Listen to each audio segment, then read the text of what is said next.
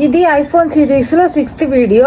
Hello, అందరూ ఎలా ఉన్నారు? అందరూ మొబైల్ ఫోన్ ఫ్రీగా ఎలా వచ్చింది అని అడుగుతున్నారు. దానికోసం ఈ షార్ట్ వీడియో చేస్తున్నాను. మొబైల్ ఫోన్ ఫ్రీగా ఎలా వచ్చింది అంటే, మనం ఏదైనా మొబైల్ నెట్వర్క్ యూజ్ చేస్తున్నాము అంటే వాళ్ళు మనకి మొబైల్ ఫోన్ ఫ్రీగా ఇస్తారు. కానీ నెట్వర్క్ కనీసం ఇన్ని ఇయర్స్ అయినా యూజ్ చేయాలి అని ఉండిద్ది. 1 year అని, 2 years అని, 3 years అని ఇలాగ ఉండిద్ది. ఇంకా నెట్వర్క్ ని బట్టి కాస్ట్ ఉండడం అలా ఉండిద్ది. దానికి మనము చూసుకోవాలి ఏది మనకి కంఫర్ట్ గా ఉండిద్ది, ఏ సర్వీసెస్ మనకి సిగ్నల్స్ బాగా వస్తాయి అనేది చూసుకొని దాన్ని బట్టి చూసుకోవాలి. మేమైతే ఇప్పుడు వెరైజన్ యూజ్ చేస్తున్నాము. మాకు ఇక్కడ సిగ్నల్ అవన్నీ ఇక్కడ బాగా వస్తాయి కాబట్టి మేము వెరైజన్ యూజ్ చేస్తున్నాము. వాళ్ళు ఏంటంటే, మనము ఓల్డ్ కస్టమర్ అయితే లేటెస్ట్ ఫోన్ ఇస్తారు. ఐఫోన్ 16 లేటెస్ట్ కదా, ఐఫోన్ 16 ఇస్తారు. ఇప్పుడు నేను ఐఫోన్ 14, 15 అలా ఐఫోన్ 15 అయితే ఐఫోన్ 16 ప్లస్ ఇస్తారు. లేకపోతే ఐఫోన్ 16 ప్రో, 13 ప్రో, 12 ప్రో అలాగా ప్రో అయితే ప్రో ఇస్తారు. ప్రో మ్యాక్స్ అయితే ప్రో మ్యాక్స్ ఇస్తారు. అలా ఫోన్ ఫ్రీగా ఇస్తారు.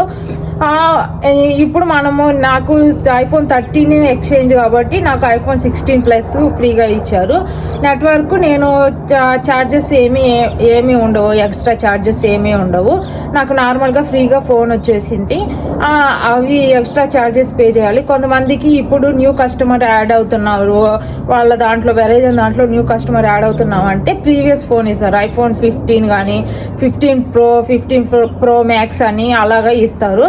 ఇంకా దాన్ని బట్టి మనం చూసుకోవాలి ఏ ఫోన్ ఇస్తారు అనేది. 15 దాంట్లో అలా ఉండిద్ది. ఇక్కడ వెరైజన్ అంటే ఈ వెరైజన్ అనే కాదు, టీ మొబైల్, AT&T మొత్తం ఇలా సర్వీసెస్ చాలా ఉంటాయి కదా, వాటన్నిటిలో ప్రతి కస్టమర్కి అలానే ఆఫర్స్ ఉంటాయి.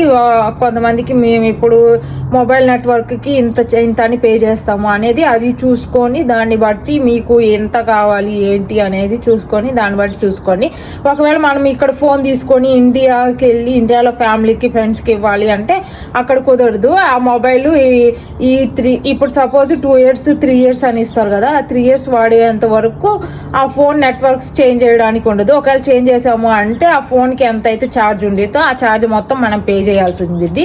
దాని తర్వాత ఫోన్ మనది అవుతుంది. ఒకవేళ మనం ఇండియా తీసుకెళ్తామంటే అది చేంజ్ చేయడానికి కాస్ట్ అదంతా చాలా అవుతుంది. దాని బదులు మనము ఊరికి వెళ్ళి ఐఫోన్ పర్చేజ్ చేసి ఇండియాలో ఉన్న ఫ్రెండ్స్ అండ్ ఫ్యామిలీకి ఇవ్వడం బెస్ట్. ఇలాగా ఏదైనా నెట్వర్క్ సర్వీసెస్లో ఇరుక్కొని దాన్ని చేంజ్ చేయించుకోవడం అదంతా చాలా డిఫికల్ట్.